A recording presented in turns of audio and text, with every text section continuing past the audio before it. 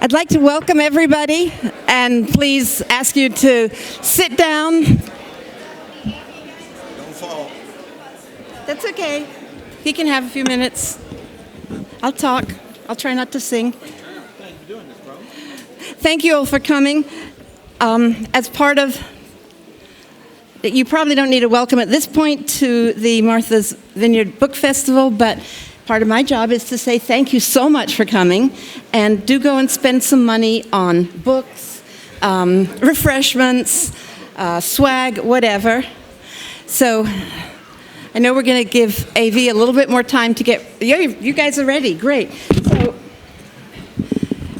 prior to Dr. Gates being introduced, I'm going to introduce the introducer.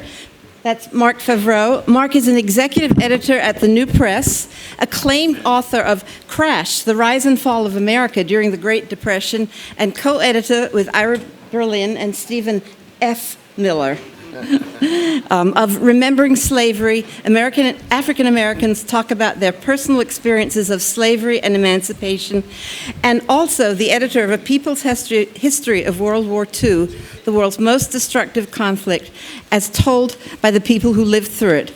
Both of those are published by the New Press, and Marc, or Mr. Favreau, is an islander who lives here in West Tisbury. So, good island welcome for everyone. Thank you.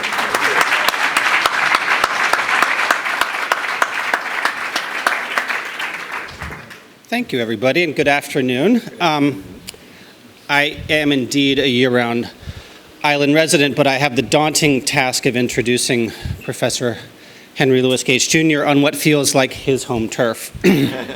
So I'll keep it brief to keep myself from floundering. Skip Gates, as many of you already know, occupies a singular place in American letters, in the media and in the academy, as the person perhaps most responsible for forcing Americans to confront and grapple with their past, with the history of slavery and race in America, and with the complicated legacies and realities of race and racism in the present. He has accomplished this across nearly all forms of media, films, books, radio, and television, as author or co-author of 22 books and creator of 18 documentary films, including Finding Your Roots and a 6-part PBS documentary, The African Americans, Many Rivers to Cross. And most importantly, perhaps, he has introduced new characters, new voices, and new ideas into our public discussion, enriching and complicating how we talk about America in the 21st century. Anyone who has followed his academic career, most recently as Alphonse Fletcher University Professor and Director of the Hutchins Center for African and African American Research at Harvard University, also knows that Skip is an institution builder, someone who creates spaces for other scholars, writers, and artists to pursue their own groundbreaking inquiries. And I would say that part of Skip's institution building extends to this very island, for the Vineyard in summer would not be the same without his presence. As I am sure many of you know, the annual Wailing Church event organized by Skip and the Hutchins Center is the main event for many of us, with all due respect to the book festival. The thing that makes Martha's Vineyard not only a place for summer frolicking, but also where people come together to listen and debate the ideas of vital importance for our democracy. So what better place to hear about Skip's latest and painfully timely book, Stony the Road, Reconstruction, White Supremacy, and the Rise of Jim Crow. The Boston Globe recently said this about Stony the Road: if anyone wants to understand how the groundbreaking election of Barack Obama as this nation's first black president was answered with Donald Trump's feral white nationalism, Gates has provided a roadmap. With episodes of white terrorist violence exploding around us, this is a map we need more than ever. And like you, I'm eager to hear more about this book, and I'm thrilled to present Henry Louis Gates Jr. Thank you.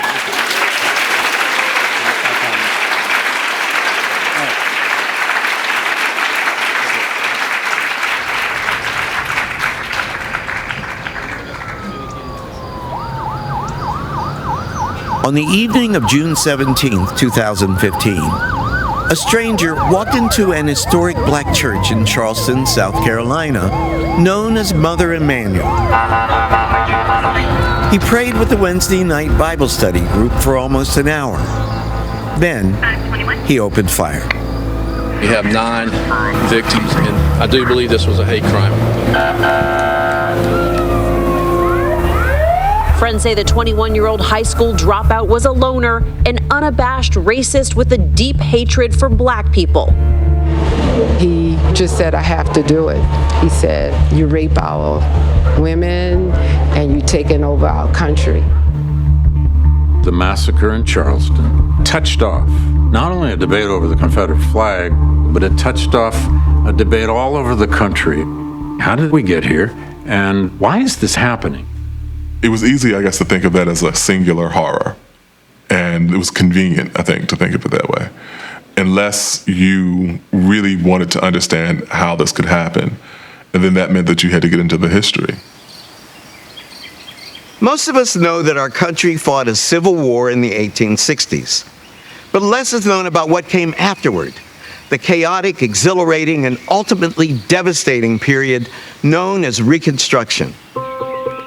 If we're looking for the roots of the tragedy at Mother Emanuel, this is where we have to start. The Reconstruction period is one of extraordinary excitement, a time when America could finally become that land of freedom that it had promised to be since the very beginning. Black people actually sat in the House of Representatives and the Senate. Poor whites and black people saw a common cause with one another. You're seeing this opportunity and imagining that will only get better. And looking back, what we know is those black folks had no idea of the cliff that they were heading towards. We do not come here begging for our rights. We come here clothed in the garb of American citizenship. We come demanding our rights in the name of justice. Richard Kane could capture an audience. I think all his years in the pulpit made him a really good speaker in the House. He stood up to the white supremacists who were basically calling him, inferior. And he said, look at me, I have 2 eyes, I have 2 ears, I have 2 hands, I have 2 feet. How are we different when it comes to our manhood? I was amazed when I began to read the speeches of black congressmen in that period. I mean, here are people who are arguing about what the laws of the nation will provide in terms of human rights and have sophisticated understanding of the underlying principles that make these freedoms necessary in a democratic society. The level of discourse was so far above the level of discourse in Congress today. It was shocking. In state houses across the South, black men and white men were attempting to govern together for the first time. In South Carolina, where African Americans made up almost 60% of the population, voters elected a black majority House of Representatives. It was the seat of Black Power USA. The Lieutenant Governor, Secretary of State, State Treasurer. Unimaginable today. Absolutely. Right. Many parts of the South didn't have a educated and experienced black leadership ready to step into power, which you did have in South Carolina. It had a free black group before the Civil War in Charleston, which was well educated and politically articulate. Behind us lie 243 years of suffering, anguish, and degradation. Before us lies our mighty future. That future is ours to shape. Robert Brown Elliott was very ambitious. He was educated as a lawyer. He had a photographic memory. He was absolutely fearless. It's hard to imagine more daunting challenges than all these governments have.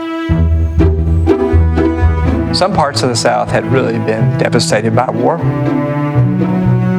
So you've got to try to build a forward-looking government at a time where there are very few resources. The state legislatures create public schools, public hospitals, public welfare systems in a way that hadn't been seen in the South. Black men go into these legislatures with an idea of how they're going to improve their communities. One of the most important things they do is to establish free public schools. There were no public education systems in most of the southern states. If you had money to buy it for your children, you had it. If you didn't, well, you did without. You start to see state constitutions adopting some policy that says education is a right. And this is providing it for all children.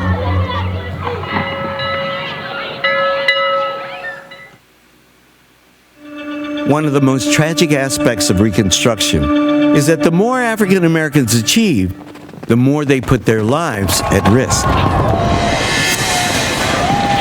I could hear the noise of the horses. They Ku Klux my house. They had on white gowns, masks on their faces. 75 men. They were Ku Klux. They tore her clothes off. I was blindfolded. Cut me with knives. They whipped me. They whipped me. Put a rope around my neck to hang me. Southern Democrats used violence and terror tactics to disrupt Republican control and plot their return to power. They saw themselves as the redeemers of their states. Violence is efficient, it's easy, it's fast, and you can often do it under the cover of night. Klan attacks become so pervasive because that's how widespread the fear of Black enfranchisement is. The Klan is actually committing atrocities against everyone. They're attacking freedmen and white Southerners who were sympathetic to the Union cause and to the Republican Party. To their eyes, emancipation was wrong. They are washing the South with blood to redeem it. This isn't simply a question of trying to return to an earlier way of life. This is actually a political counter-revolution.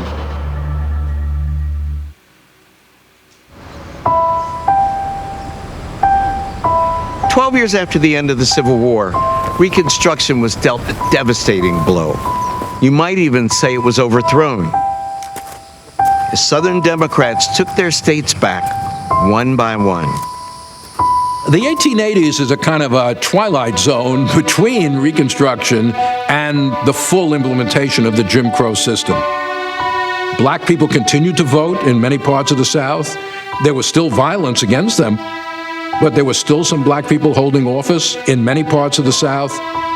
Civil rights laws remained on the books.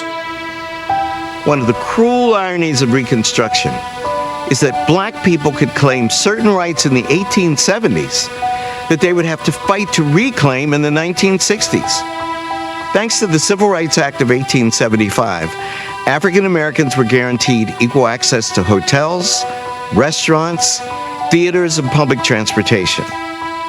Those who were denied service could expect their rights to be upheld in a court of law.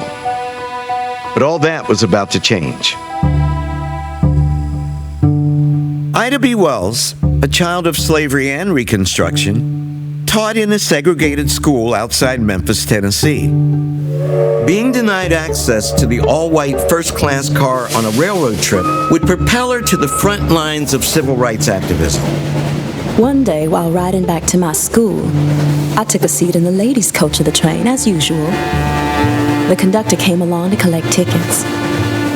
He told me I would have to go in the other car. I refused. He tried to drag me out of the seat. I fastened my teeth in the back of his hand.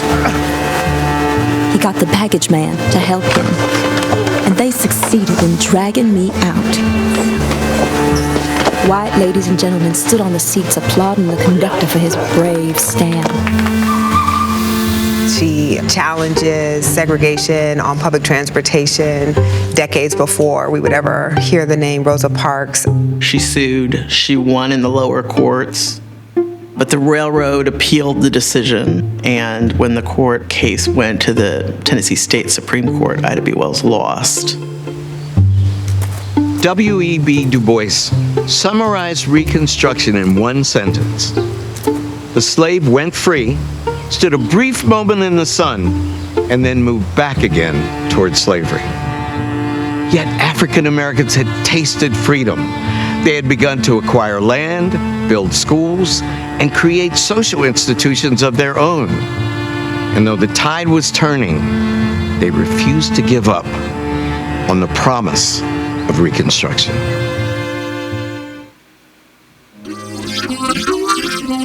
Starting in 1890, every Southern state writes a new constitution or passes new laws that deprive black men of the vote without actually saying the phrase race or Negro or colored. The South goes from a time in which black and white men are voting in very large numbers to in a very short period of time where they are not. We call that disfranchisement. Other Southern states took their cue from Mississippi. Voter suppression tactics included literacy tests, poll taxes, and the requirement that potential voters demonstrate that they understood the state constitution. Their combined effect was so successful that they depressed not just the black vote, but the poor white vote as well. When we're looking at this in the current context, things like voter IDs, the diminishing number of polling places that strategically coincide with communities where African Americans are located, it's not hard to see a connection between these things.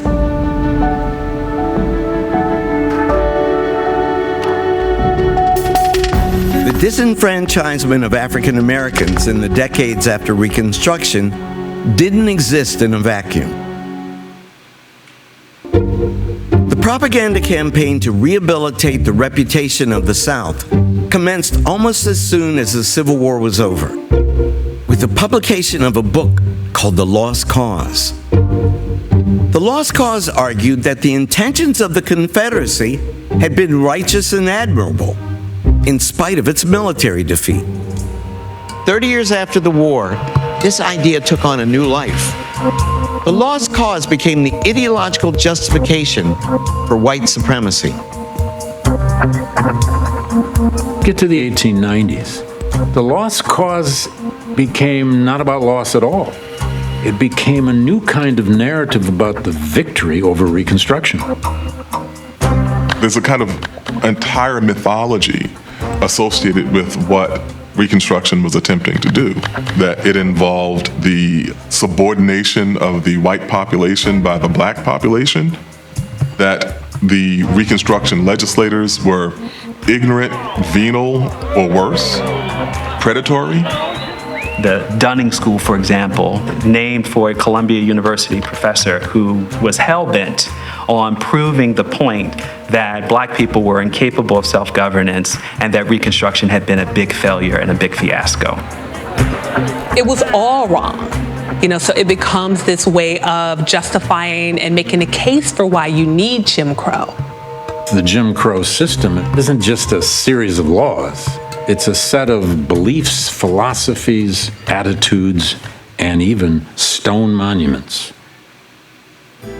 Mitch Landrieu was the mayor of New Orleans between 2010 and 2018. He made a bold, quite controversial decision to remove the Confederate monuments from the city. There were 4 of these Confederate monuments, 3 in New Orleans, and then there was 1 to the Klan. Who brought the existence of these statues first to your attention and the fact that they were problematic? Well, it was my really dear friend who I grew up with, Wynton Marsalis. He said, "Do you know that Louis Armstrong left this city because of that statue?" Or he said, because of the attitude that allowed that statue to stand up. I started to do research, like, well, who owns the monuments? Who put them up? I learned that they were put up as a political message by the Daughters of the Confederacy. They wanted to tell the story that the Lost Cause was a noble cause, to preserve the South as it was, which at that time, as you know, had people of color enslaved. So that's when I called Wynton back and I said, we need to do this. How difficult was it? It was painful. It was awful. They firebombed the car of the first contractor.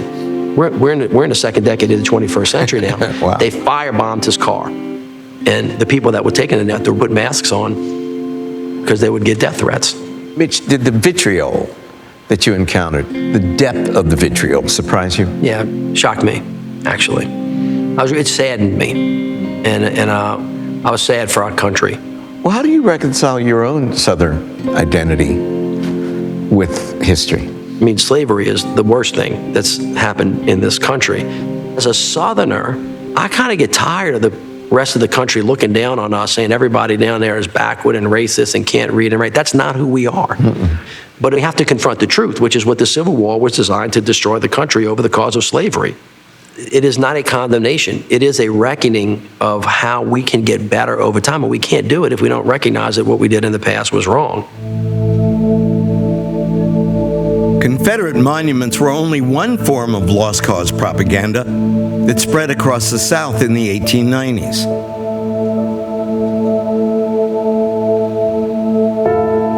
Even more important was retelling and revising the story of slavery itself.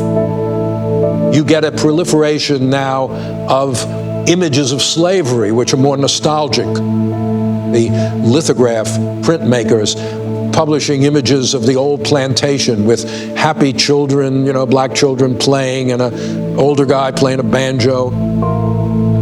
There's an incredible romantic idea that during the Grand Old South, when African Americans were slaves, they were prosperous, they were happy, they were joyful, they had everything provided for them. In reality, it's a story that's very much grounded in rape and torture and exploitation, but became a story of familial love. The happy slave, the bumbling simpleton, the dangerous predator. Racist stereotypes of African Americans came in all shapes and sizes and in vivid color. Newly developed mass printing techniques meant that an unprecedented number of demeaning images of black people could saturate American popular culture. The architects of Jim Crow used popular culture and in cartoons all over magazines. You had large-lipped, blackface, near human beings portrayed in every country. Sometimes they were portrayed as animals. Advertising images were circulated in the popular media outside of the black community that showed demeaning images of the black body as undesirable. So if you want to sell soap, you want to be a clean white person. You don't want to be like these dim-witted Africans as they're arguing in these stereotypes. Then you want to buy these specific brands. It was a popular cultural use of and denigration in 1,000 ways of the humanity of black people. By 1915, with propaganda like the birth of a nation now accepted as historical fact, black people had little hope for equal rights. Their moment in the sun had long passed, and the shadows were growing longer. But they never abandoned the hope that burned brightly in the earliest years of their emancipation. If you say Reconstruction was an attempt to remake American society on the basis of equality, well, it didn't succeed in the long term. But it's very important to look at the agency of slaves, men, women, who seized the opportunity presented by the Civil War to push forward their own aspirations. It's African Americans and radical whites who imagine a different sort of world, who make the high-minded arguments for citizenship, for civil rights, for democracy.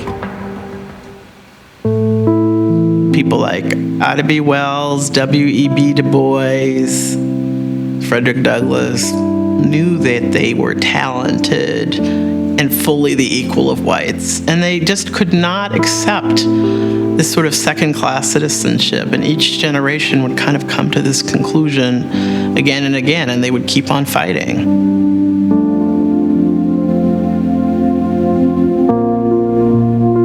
I think once we've tasted freedom, once we've experienced freedom, once we've been able to see our agency actually create schools and laws, it drives a constant willingness to continue to sacrifice, to continue to agitate, to continue to demand that which you have experienced.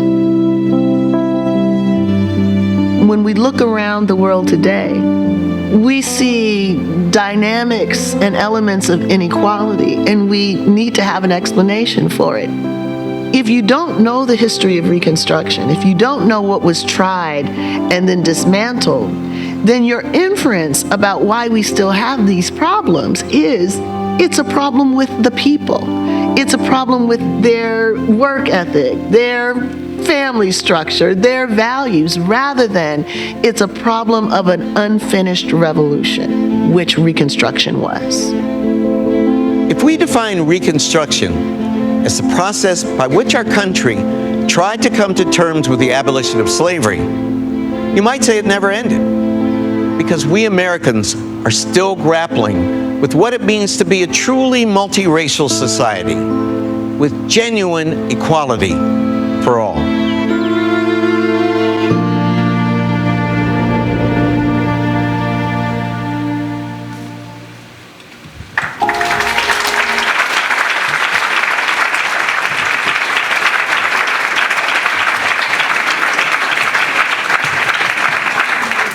Thank you. Thank you so much. Can you hear me okay in the back? Thank you, Marc, for that marvelous introduction. Thanks to so many of my homies, my summer homies, for coming out. I want to talk to you a little bit about this film comes out of the book that I wrote, Stony the Road. And I wanted to give you an overview of the film as a 4-hour series. But before we do so, I want to explain one of the ironic happenstance ways that explains why I'm standing here and why I'm able to live the life that I live today. I was 10 years old. It was 1961, and I was watching our little 12-inch black and white RCA Victor television set. And there was a young, beautiful black woman being escorted through a line of vicious people shouting the worst kind of racial epithets. And there was a man protecting her, noble man. I never forget. He was tall and he was erect. He had a beautiful haircut. We called it a quo vadis back in the day, which very short and razor edge cut. And his suit, I could even in that little black and white TV set see how impeccably dressed he was. But more, he just evinced self-confidence, courage, power, determination. And as the song said, he wasn't going to let nobody turn Charlene Hunter around. And I remember thinking, my daddy said that young boy, my father would be 110 today, said that young boy, meaning that lawyer, went to Howard University. 3 generations of my family at this point had gone to Howard University. And he said, I want you to be a lawyer. And that man was Vernon Jordan, who's sitting right back there.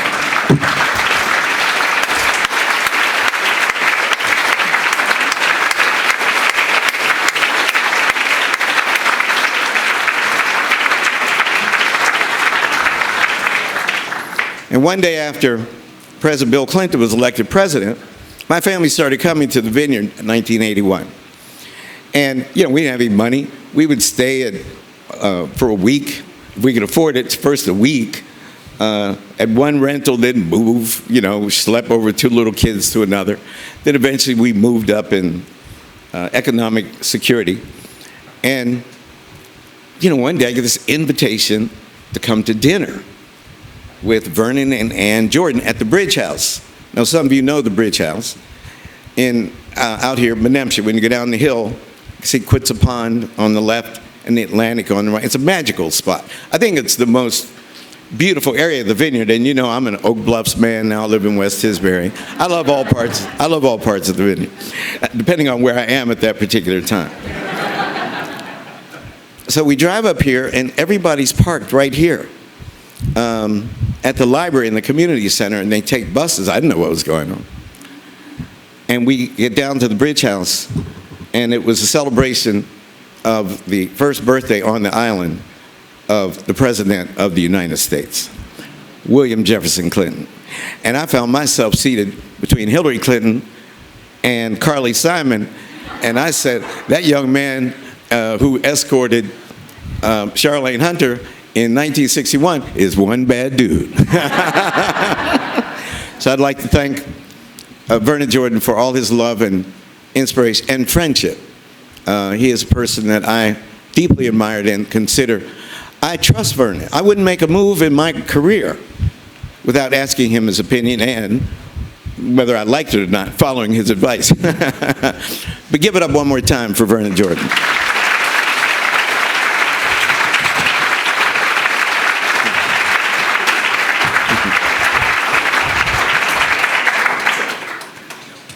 So why Reconstruction and why now? Reconstruction, as we just saw, was a period following the Civil War between 1865 and 1877, when black people experienced more rights and freedom than at any other time in American history. It was the epitome of Lincoln's, remember the second inaugural, the new birth of freedom. Historians call it America's second founding. And most schools today don't even teach about Reconstruction. In my school, in Piedmont, West Virginia, which was integrated, we called it Negro Day. We did everything in the Black History curriculum in one day, generally in 1 hour. And essentially the note was, the biggest favor ever happened to Africans was being shipped over here to the University of Slavery and being educated and civilized in the West. And then there was this dark period following the Civil War when they were given their rights too soon and made an embarrassment of the Reconstruction period. Most schools skipped from Lee's surrender at Appomattox straight to Rosa Parks, Dr. King, and the Civil Rights Movement, leaving a lot of students wondering, if Lincoln freed the slaves, why do we need a Civil Rights Movement? So after celebrating the triumphs black people made under Reconstruction in the first 2 hours of the series, we ask, how could black men, and remember, only black men were given the right to vote, because women couldn't vote, how could black men be given the vote in 1867 throughout 10 of the 11 Confederate states, and 1870 nationally, because, ladies and gentlemen, black men in the North couldn't vote. Black men in the North could only vote in the 5 New England states and the state of New York if you satisfied a $250 property requirement until the ratification of the 15th Amendment. Ironically, former illiterate black men in the South got the right to vote 3 years before free, educated men in the North. It just shows you race relations are a lot more complicated than the cartoon version that we often see on TV or given in the schools. But how could black men in the South be given the right to vote in 1867 and then 20 years later be systematically denied by state constitutional conventions throughout the South?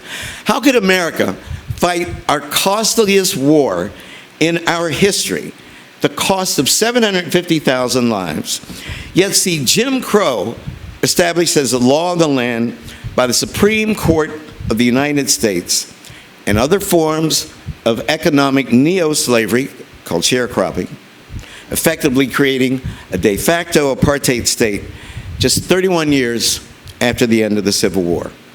As you heard me say, the great Dr. Du Bois, who wrote a corrective, his major work of scholarship, published in 1935, was to correct all of the myths and lies about the black participation in Reconstruction. It was called Black Reconstruction, and the epigraph of his book is, "The slave went free, stood a brief moment in the sun, and then moved back again toward slavery." A month before he died, and this is something almost no scholar knows, a month before he died, none other than Martin Luther King Jr. himself, on what would have been Dr. Du Bois's 100th birthday, made a speech about Reconstruction and the significance of Dr. Du Bois's book about Reconstruction. And I want to share this quote with you. To understand, he said, why his study of the Reconstruction was a monumental achievement, it's necessary to see it in context. White historians had, for a century, crudely distorted the Negro's role in the Reconstruction years. It was a conscious and deliberate manipulation of history, Dr. King said, and the stakes were high. The Reconstruction was a period in which black men had a small measure of freedom of action. If, as white historians tell it, Negroes wallowed in corruption, opportunism, displayed spectacular stupidity, were wanton, evil, and ignorant, then, Dr. King said, their case was made. They would have proven that freedom was dangerous in the hands of inferior beings. That was the ideological subtext of their interpretation of black Reconstruction. Then Dr. King went on to say, one generation after another of Americans were assiduously taught these falsehoods, and the collective mind of America became poisoned with racism and stunted with myths.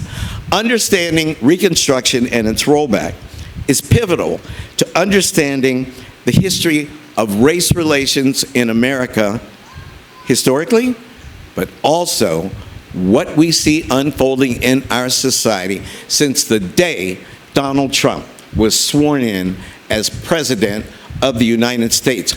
A dark day, ladies and gentlemen, in American history.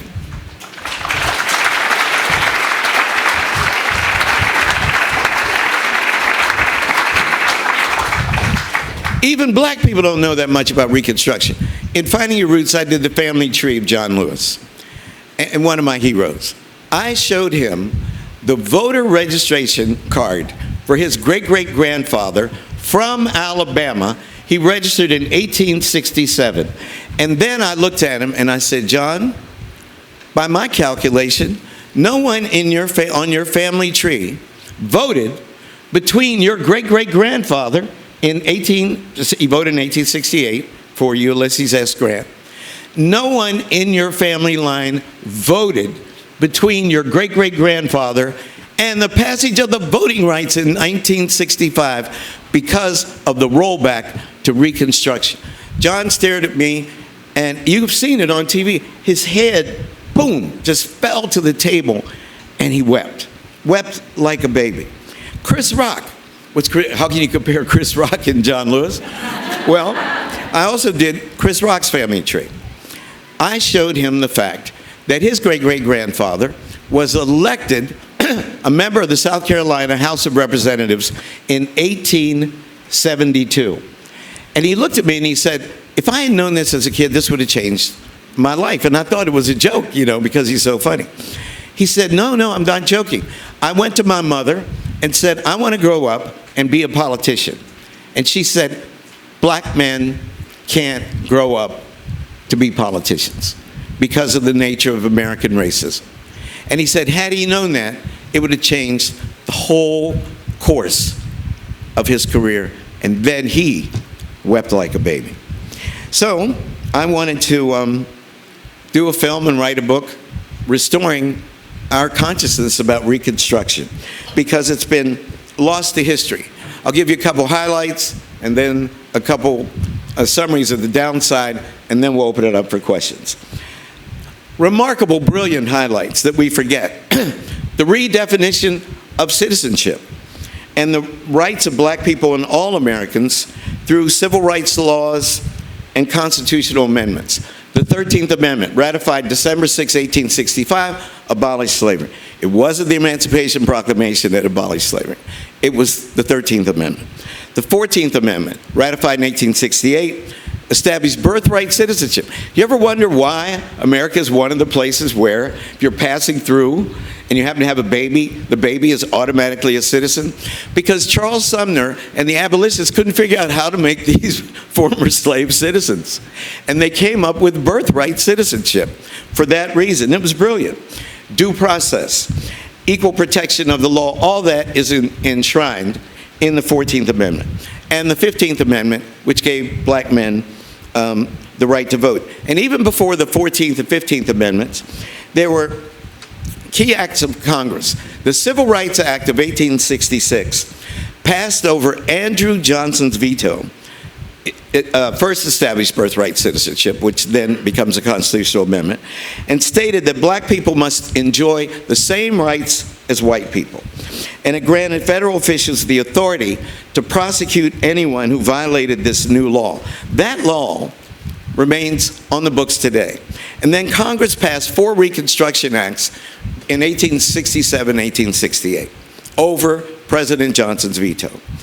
And they carved the defeated Confederacy into 5 military districts and required them to hold elections for new constitutional conventions, which wouldn't be legitimate unless the former slaves, black men, were given the right to vote.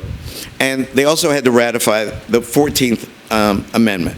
And that led to one of the most remarkable moments in the history of American democracy. I call it the first freedom summer of 1867. Ladies and gentlemen, 80% of those black men who were illiterate because it was illegal to teach a slave to read and write, 80% registered to vote. Think about that. And in the general election of 1868, they voted. 500,000 black men cast their votes for Ulysses S. Grant. Now, Ulysses S. Grant carried the Electoral College overwhelmingly, a landslide, but he won the popular vote by 300,000. 500,000 black men. Black men had elected a president of the United States. South Carolina, as Jim Clyburn said in the film, elected a black majority to its House of Representatives. This is 3 years after slavery ended, when 90% of black people had been slaves and illiterate. Here's another shocking fact. There were 3 majority black states. South Carolina, Mississippi, and Louisiana were majority black, and Florida, Alabama, and Georgia were almost majority black.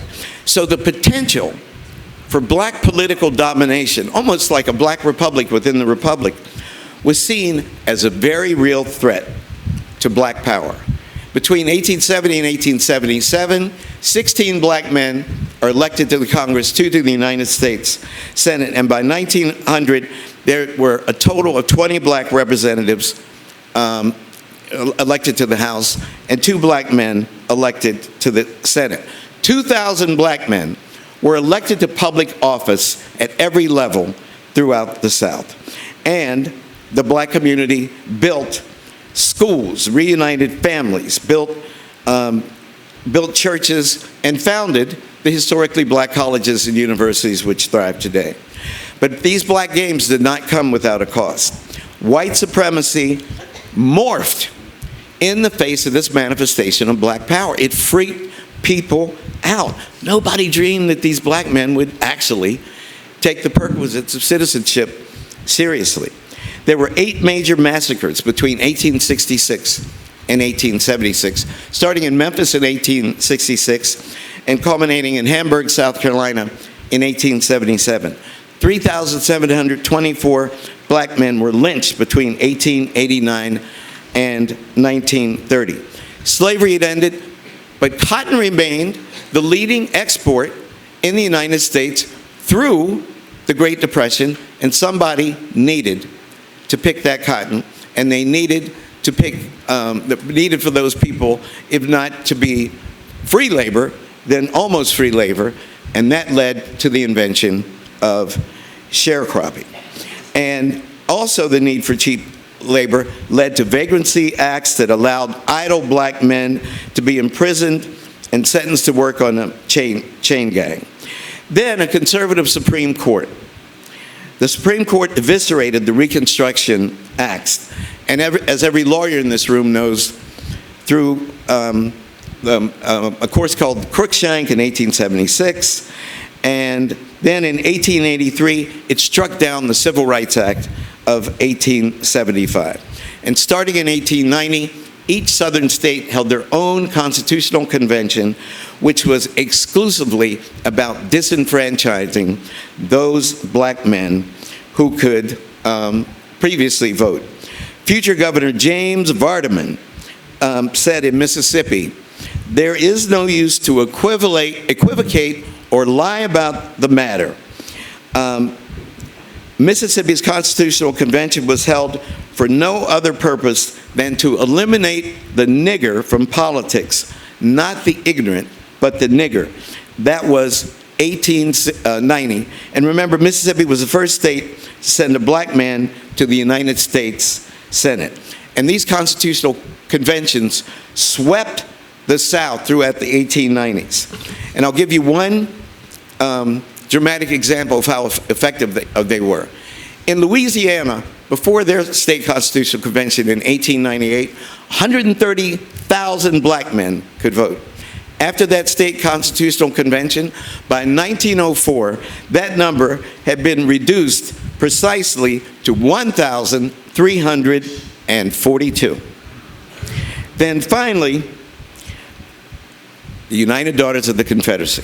They were geniuses, and they had the historian general. Her name was Mildred Lewis Rutherford, and she published a book in the 1890s called The Measuring Rod. I made my students at Harvard study this book after I made them watch Birth of a Nation right in February when our semester started of this year. This book was sent to every library in the United States and to every teacher at a public school. And it had 20 guidelines for judging whether to buy or use a book about the Civil War and Reconstruction in their classroom. These were the high points, and I'm quoting, "Reject a book that says the South fought the war to hold on to her slaves. Reject a book that speaks of the slaveholder of the South as cruel and unjust. Reject a book that glorifies Abraham Lincoln. Reject a book that says negative things about Jefferson Davis." You've heard about the Common Core? Their Common Core was the lost cause, and that effort led to the construction of so many of the Confederate monuments that we see today. Brian Stevenson, the subject of the great film you're about to see, Just Mercy, and who started the Museum of Freedom and Justice, I call it the Lynching Museum down in Montgomery. He was quoted in Vox magazine in 2017 as saying, "I actually think the great evil of American slavery wasn't involuntary servitude and forced labor. The great evil of American slavery was the narrative we created to justify it. They made up this ideology of white supremacy that cannot be reconciled with our Constitution, that cannot be reconciled with the commitment to fair and just treatment for all people. They made it up so they could feel comfortable while enslaving other people. Slavery," Brian Stevenson concluded, "didn't end in 1865. It just evolved. The North won the Civil War, but the South won the narrative war. Now it's time for us to change the narrative."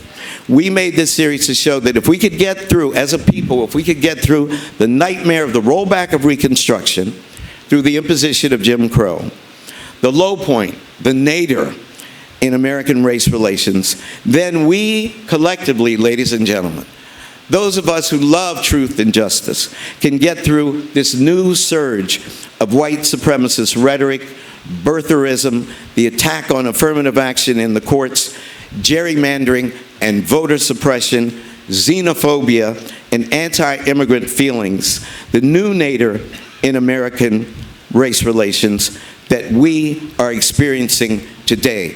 History repeats itself, but only if we let it. Thank you very much. We can't take questions because I can't. I'll let people know.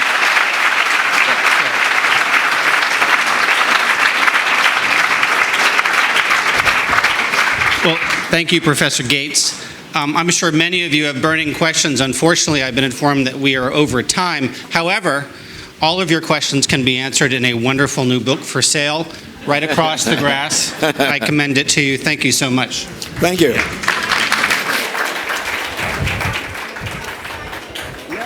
Wherever you want. Fantastic film. Yeah, good to see you. And we'll see you at the end.